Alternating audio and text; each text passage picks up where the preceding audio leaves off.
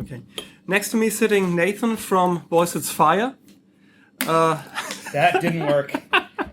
Who just tried to open a beer and failed doing it. Failed and spilled water all over And now we myself. got a wet t-shirt contest in the backstage of And honestly, that was where we were going with this anyway. Let's be real. Yeah, that's German media. Yeah. I've seen worse. All right, sorry. Okay. I love how these towels do not soak in here at all. It's awesome. Okay, sorry. Yeah, boysetsfire coming for the which time to Germany? How many times have you been to Germany right now? Jeez, that is a difficult question. We have been here. We've been coming here for like 20 years. Okay. So to pick a number, would be very difficult. What's special for you about Germany? I'm so sorry. No problem. I just saw a bottle opener, so I stopped looking like a moron here. Yeah. All right. What's special about Germany? Yeah. I would say, to be honest, it's just that Germany has, for some reason, found us special. We come and play these sold-out shows to people that seem so emotional and into what we're doing. Yeah. So why wouldn't you? To come to that, it's wonderful. I heard you talk in an interview about especially the Eastern Germans, where you find a lot of support for communistic ideas, you said in the interview. Is this maybe a part of the success of boysetsfire in Germany? It could very well be our more leftist political stances on things that definitely helped us from the beginning. But I think also there has to be something to do with the music. Otherwise, who would give a shit, Yeah. You can talk all you want about whatever, but if the music isn't good and it's not reaching people on a personal level, there's no, it's not going to happen. So I think that's what I think mostly works, and what we're mostly proud of is, although we do speak on certain issues, there's also a more touching personal part to the band that people are able to grasp onto. So. Looking at the personal point, you're still a member of the Communist Party in the US? No, have not been for a very long time. Okay. Josh and I that was back in the late 90s. Yeah. And I don't know what Josh's story was. He left around the same time I did. Yeah. And I found it to be completely ineffective and sort of ridiculous, honestly. We had a couple of meetings at like my house, stuff like that. And it was one of those things where I felt like I was part of something that would never change and would never grow. And I'm not saying that I wouldn't say that about every party, whether it be communist, socialist, whatever it is. I'm sure there are groups that allow change from within and stuff like that. But as far as CPUSA was concerned, or at least the branch of it that we were hanging out with, it was a lot of older people and a lot of people very set in the party line. Okay. It was one of those things where you're sitting around talking and you expect there to be open dialogue. You expect there to be things that, well, this doesn't seem correct about this. What does this have to do with any workable system? Yeah. There was no movement on it. Yeah, it was too theoretical. Yeah, it was too theoretical, but also at the same time too stiff. I don't want to be a part of a party anymore. I don't want to be a part of a group anymore, because honestly, through communist, socialist, capitalist, whatever fucking thought point it is, there's a little bit of something in everything. Okay. And if you're not opening yourself up to new ideas and fresh ideas and allowing yourself to change and grow, then you're not worth much, I don't feel. You need to always be a skeptic. You need to always question things, even if it's your most thoroughly held viewpoints. They need to always be questioned. Yeah. Being a skeptic is a very good point for me, because I'm a member of the skeptic movement here in Germany. What does being a skeptic for you personally mean? To me, it means to constantly, as I said, to constantly question, but at the same time to not make an ass of yourself while you do it. Because there's some people that they can't shut up. You know what I mean? It's just like, well, I'm questioning this and this and this, and they make it a war almost, like a battle, as opposed to making it a learning experience. And being skeptical and being a person that questions things. It should be a personal learning system and a way to inform yourself and others of your belief, but also keep that constant dialogue. Because you have so many people that like, I'm skeptical of this, that, and the other thing. They don't really know why they are. And they're also sort of dicks about it. And so like, so they got a belief system in calling themselves a skeptic, but they aren't really, because they live it as a dogma. Yeah, exactly. Yeah. It's just another dogma to grab onto. Yeah. So, but I think it's always a pretty good hard fast rule to just always be mindful of what you're taking in, of what people are telling you, of what you're listening to. Always be mindful of that, and that's what really being a skeptic is. Are you connected? Oh, buddy. Are you connected to guys like Michael Shermer or James Randi in some way, or never heard of them? No, I have. I don't know how connected I would be to them, but I mean, there are definitely a lot of skeptical thinkers and people that I take a lot of my thoughts from and I listen to, and then at the same time I read on certain religions, certain different viewpoints and things that also help me question my own thoughts, hang out with these morons that believe in whatever kind of sky gypsies and shit that a fucking swan spaceship, right?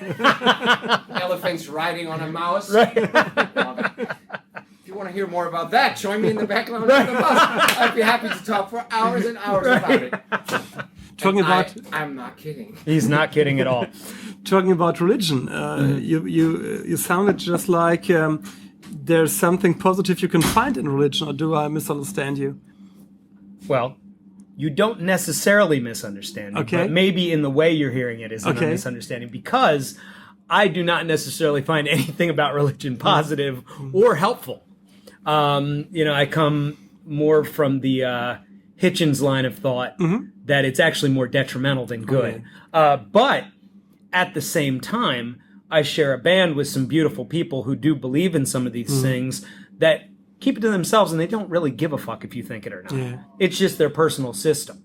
So if in fact, and I have nothing to say to that. You know what I mean? Like, if they do that and they live their life a certain way, but it is only for them personally and they don't push it on anyone, then why the hell should I give a shit? You know, got in Germany a campaign called Religion is a Private Thing, which concentrates on the division from state and religion. As far as I understand you, you would say, okay, that's the point. You can believe whatever you want in your own floor, in your own flat, whatever, but don't mess up with others complaining. Well, and here's where I get a lot of my thought on this. I would consider myself someone that has studied and very influenced by the LaVeyan Satanist thought point, the atheistic Satanist, and the belief of a pluralistic society where people are free to do what they want, but as a government and as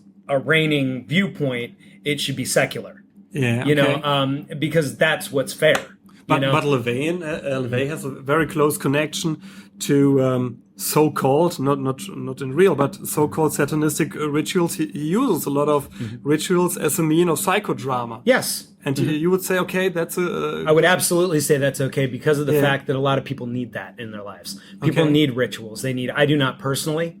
I do not care for it, but in order to be, a Satanist or whatever, it doesn't entail that you need to do anything, But I feel that psychodrama and things of that nature are actually very important to the human psyche, to be able to do a destruction ritual, as opposed to going out and beating up your ex-wife or something. You know what I mean? People that have that it's a catharsis where you go in by yourself, you have this ritual where you burn something, you say, I hope everything goes wrong in your life type of thing. And then you get to walk out of that chamber.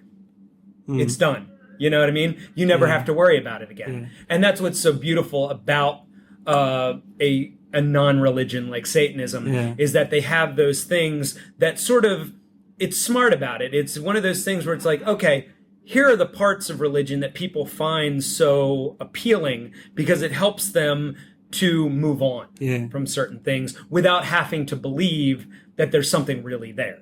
Yeah, that's it's helping point, yourself. So they need the rituals, but not the metaphysic aspect. Right. Yeah. And I think it is very important. I know I have to do it for myself with certain rituals, but I am always knowing that I am my own God. Yeah. You know, and then whatever happens comes out of you. Right. Also in rituals. Absolutely. Okay. Have you taken part in rituals of this kind of magical rituals? No. I think through symbolism and things like that, like with my other band, I Am Heresy, it has a very Satanistic viewpoint and very symbolism and stuff that goes along. But that's sort of the thing about Satanism. It's archetypes and symbolism and things like that. So in that way, yes, I've taken place, but not in the we're all in cloaks and you know, that feels a little silly to me. Like I can't do that. Is this a connection also to boysetsfire's band logo with the heptagram, or?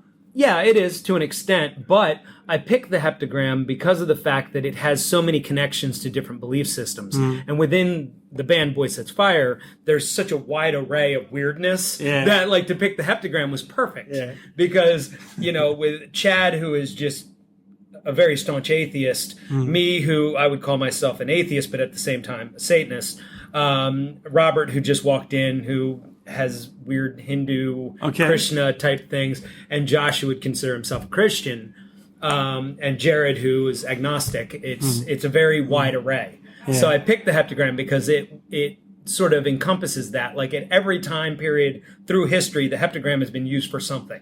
You know, very different. You know, so it was fun to do that and to combine sort of a mystery and a symbolism where everyone could look at it and go, I think that means this. And talking about religion, do you see which differences do you see between the States and Germany or Europe in general? There is a big difference from what I see. I hate to say that I know what that difference is because I can't say, yes, these are the differences. But from what I personally experience, it makes more sense in the U.S. to be angry about religion, I feel. Okay. And I only say that, not that I would take that away from anybody, because I love people being angry about religion. But in the U.S., things are way more guided by religion. I feel that in Germany, and correct me if I'm wrong, but if the president of Germany or any elected official invoked the name of God in a speech, it would sort of hit people wrong. Yeah, that's right. But if the German chancellor, for example, if she would say what she isn't, I'm an atheist, it would be a problem in Germany. Right. But that's a step up from the U.S. Okay. If someone considered, in a long line, they actually took a survey in the U.S. and people who no one would ever vote for, basically, atheist was on the bottom of the pile. Okay. Below, African Americans, below homosexuals, below Hispanics, below anything that people usually have a bigotry towards. Atheists, dead last. Why is this so? Because of the way the country was, quote unquote, founded. I believe. But was it really founded? I know. Okay. It's the popular belief. It's the myth history of it. You know what I mean? Is that it was founded that way, and it doesn't matter how many times you show people that that's not necessarily the truth. Even though it was founded by deists, it wasn't necessarily Christians. It wasn't necessarily people who gave a shit whether their religion controlled anything. Right. They were just trying to get away from the bullshit. And they made it very clear that, but then you run into all the hypocrisy and weirdness of the beginnings of the U.S. Thomas Jefferson speaking out about not wanting to be a slave while owning slaves, you know what I mean? And things like that. So it's a very weird, complicated history. But it seems that for some reason, Christianity especially has a very firm hold in the U.S. And you cannot get elected unless you are a Christian of some sort. And I promise you that. I don't care if you're Muslim, Jewish, whatever, you're not getting elected. Maybe to a smaller degree, but not to the presidency. Yeah, being a Jew here or being a Muslim is not a problem in a public office. Right. But being an atheist, I couldn't imagine if someone who is Muslim got elected and all. People would lose their fucking minds. Yeah, there was a lot of. But they'd elect a Muslim before they elected an atheist. Guarantee you. Yeah. You think so? I guarantee it. Yeah. No matter 9/11? Yeah, still. Okay. They hate atheists in the US. What's surprising me that in Australia, which is a country a little bit, to my opinion, similar to the US. They had a president which was, or a prime minister who was atheist and lived that. And this surprises me because I always felt from a European point of view that there should be normally a close connection between Australia and the US. You would think, but it does seem like it's very different there, and which is good. I mean, a lot of speakers, comedians, people like that come out of Australia usually have a very atheistic viewpoint. It's interesting. I don't know why. No clue, but that's fine with me. Okay. You know? But in the U.S., it's very different in that in most countries, and that was a sort of a point as you were making. It would be weird here if someone came out as being atheist, but it would also be weird if they came out as Christian or whatever else and made a big deal out of it. You know what I mean? Yeah, that's right. Now, if you don't make a big deal out of it, that's more acceptable here. If you don't make a big deal out of your faith in the U.S., they will run you out of town. You cannot be an elected official and not prove that you are in some way a believer in God. You know. A believer. You called yourself some time ago a communist. Isn't communism also a belief system? Some kind of pseudo? And that's the point where you said... And that's why I was saying, like long time ago, I separated myself from that because I don't see the point in just following suit on something that I believe needs to be revised, needs to be changed, needs to be updated as we move forward, you know? And I think that's with any belief system. But especially, you know, with let's say political ideas, they always need to be reformed. They always need to move forward. Religion, on the other hand, I believe, and I'm going to say something harsh first, but then I'll retract in a bit. But I think that religion, in and of itself, needs to be abolished and ended. Now, my step back. Step back from that is it needs to be abolished through learning. It doesn't need to be taken from people. People do not need to be persecuted for it. But they do at some point, and this is where we came in with the pluralistic society, that's what will help, is when we allow our elected officials and our government to be pluralistic and secular, then we can move forward. In the U.S., the only reason that I vote for Democrats in the U.S. is because at that point, money starts getting funneled into science and taken away from faith-based organizations. And that's so fucking important that we do not keep ourselves in the dark ages. Like if we were able to get rid of religion in people's minds, say 100 years ago, imagine how progressive we would be now. Imagine what diseases we could have cured. Imagine where we could be right now as a human race. It would be amazing. But as I said, you can't take away people's freedom to believe. But we have to find a way to stop allowing people to say that, because this happens a lot. We need to stop allowing people to get away with saying, because you don't want me to push my religion on you, you are taking away my freedom to push my religion on you. And that gets said way too often, in so many stupid ways. Where people, I see it in the debate where religion, where religion attacks scientific topics. This is something we in Germany actually don't have in a larger view. We've got 2-3 people who do this concerning creationism, but the thing is totally different in the US. And it's harmful. It's awful. It's to see it. I would liken it to historical revisionism, where people say the Holocaust didn't happen. That is the same fucking thing as telling children that we came from God. That it does not belong in school. It does not belong there. It does not belong in the public place. Now, if you want to teach your child abusive bullshit in your own house, I guess there's nothing I can do about that. But you're raising an asshole. You know what I mean? And it's wrong. And it's not okay.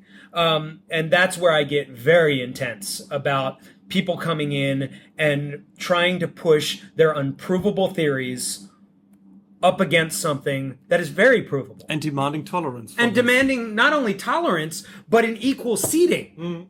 Like, that's insanity to me. You want creationism to be taught in an equal setting as evolution? You're insane. That makes no sense whatsoever. That's like Okay, I believe that there's a 3-foot-tall midget in that corner with a giant horn on his head. I believe that should be given just as much tolerance as you sitting here.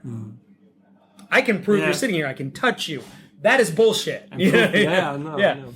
That's the point Dawkins always makes, right? Yeah.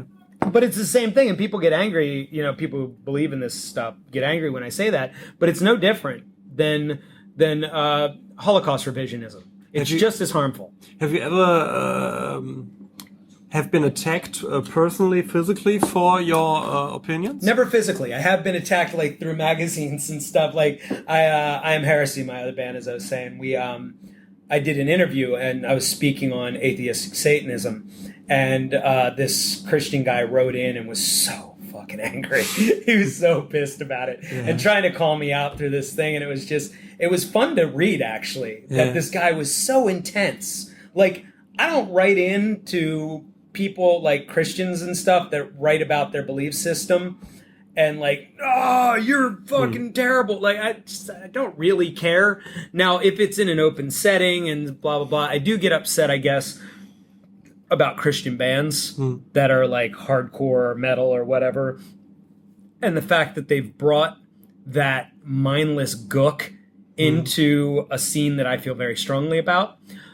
So I guess in that I guess I do get a little intense with that kind of stuff. I had never been physically attacked. Was it the same in the time where Krishna Core was a big deal? Oh, jeez. Yeah. I remember the days with Shelter and Baby Gopal and all the bands. Yeah. But that was, I feel that this new insurgence of like Christianity in hardcore is more widely accepted than, say, the Krishna Core stuff was.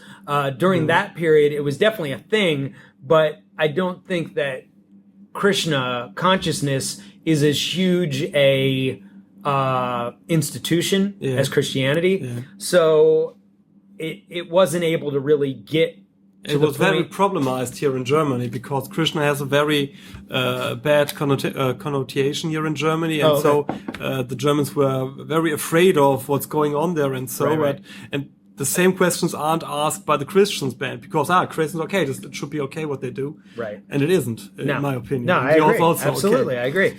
And and that's a problem for me, is that it's not questioned enough. It's not like people just go, oh well, I'll just let them do what they do. That's not fair to our society. If you're not consistently questioning, if you don't see someone up there preaching about Jesus Christ and you don't say, hey, let's talk about this. You know what I mean? Why? Yeah, when someone goes in the public, he has to talk about this and not just make monologues. And then, it's just a monologue. He gets to think that he is unquestionable in what he says. And I think that everyone should be questioned in that way, especially when they believe something that has no fucking proof whatsoever. It just seems ridiculous. When I hear which changes you made throughout the years, how would you say your opinions also made a change in the way you make music?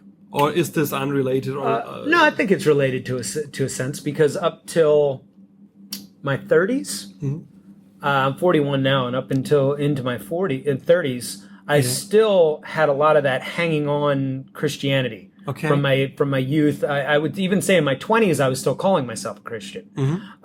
Into my 30s, I still held on a lot of that guilt and weirdness that like fucks your brain up. And it wasn't until I found Anton LaVey and Peter Gilmore and Satanism that I was finally able to, and I guess this is a good point with that whole psychological psychodrama, is Satanism helped me break away from Christianity by embracing what I was afraid of. Was some kind of purification? It was a purification of sorts. I was able to break away from that Christianity by embedding myself into something that this religion told me was going to kill me. You know, that was so awful, was so hideous, and all these symbols and things were so evil, that to embed myself in that quote unquote evil helped me break away from that psychology, that trauma that had been caused in my head. So in that way, I changed that viewpoint. But before that, actually, I changed a lot of my communistic belief systems in that I no longer believed that the party was the new savior. You know what I mean? And I feel that that's just as dangerous, is when you look towards a system or a party and feel that that's the savior. You know, you trade that out for God. you know? But, you know, and I think that it made me a stronger believer in real change and revolution, though, also, because I started to think about the fact that, okay, as a society, if we are unable to get rid of make-believe authority figures, how do we question real authority figures? You know what I mean? It seems a little off to like, if you're creating authority figures for yourself and you're creating ones that you can't even question, how are you going to take on real guys? You know, real people who actually wield power over you. So I think that that's part of why we haven't progressed in a lot of ways, scientifically, politically, things like that as a society, is because we keep holding on to this fear. And that's all it is. It's a fear of death. Yeah. If you tell you come from a Christian background, there's one question I want to ask, you don't have to answer, but how did your family react by hearing how you change over the years? Well, I grew up in a very open, although, and this is strange, but my parents, my grandparents, very conservative Christians. Yeah. Strangely, very open-minded to other people's viewpoints. Okay. Which you don't get a lot from people who are more... I got very lucky with my upbringing. And I try to say this a lot when I have these interviews so people don't think that I was like abused Christian kid. You know what I mean? Like my parents were forcing it on me. Because they're beautiful people. They're awesome people. They have their beliefs, and honestly, some of them are crazy conservative. But strangely, in a personal setting, amazing. And even with their son, gave me the opportunity to question. Now, as I was brought up, and this is, I think, what made me a skeptic and a questioner, which probably they're kicking themselves for doing now, but in private. But my dad, he would let me believe, read, do whatever I wanted, as far as like, I mean, you know, within safety limits, but you know, he's still my dad, but he would let me read and think on anything, but I would have to debate him with it. You know what I mean? He wouldn't just let me go, well, I'm this or I'm that. He'd be like, well, let's talk. And I would have to debate out everything I thought. And that really helped me a lot. And it definitely got me further away from their belief system, but it was a very cool gift, I feel, that my parents gave me, was that need to understand what I believe and not just be like, well, I'm this, you know. Not just follow, but exactly. Right. Would you say that that's the last question, is a good way also for youngsters here in Germany first to talk? Sorry, 1 second. How cool is it that I'm being interviewed by an atheist magazine right now? We've been standing out there listening. Right. It's our other resident atheist, Chad. Okay. Right. Is this a way which you would say which is important for the youngsters to first make the debates in their own private, no, that's wrong, to their own relatives, to their own friends, before calling themselves whatever they call? I think it's very important to start within your family, start within your community, and learn how to debate, learn how to think, learn how to also be able to take criticism from people that mean the world to you, because then you grow a tougher skin. You know, if you can't stand up, and I say stand up very in a soft term, not like stand up to your parents. Like if you can't stand up, not to break the relationship, but to form a new relationship. Right? Exactly, form a new relationship. Try to form a relationship with your family as yourself, not as someone else. Be honest. You know, and it's sort of in the same way that people who are gay or something like that that need to reinforce their family relationship as the person they are and not as a person they think they are. You know, so I think that's important. And it also teaches you a life lesson when going out into your community, into the world, to be not as afraid of what other people think of you or what they're going to say, and be able to back up what you believe, but at the same time listen. Because I feel that's what I was saying earlier about skeptics and people who question a lot. You get those people who forget to listen. And I think that's very important. Even if you're speaking to someone and the shit that's coming out of their mouth is the goofiest thing you've ever heard in your life, it is important to listen. It challenges you to listen. You know, and it grows. And no better way to say it than it grows your mind. You know what I mean? It helps you to learn how to understand where other people are coming from, and at the same time understand where you're coming from. Thanks a million. Yeah, thank you.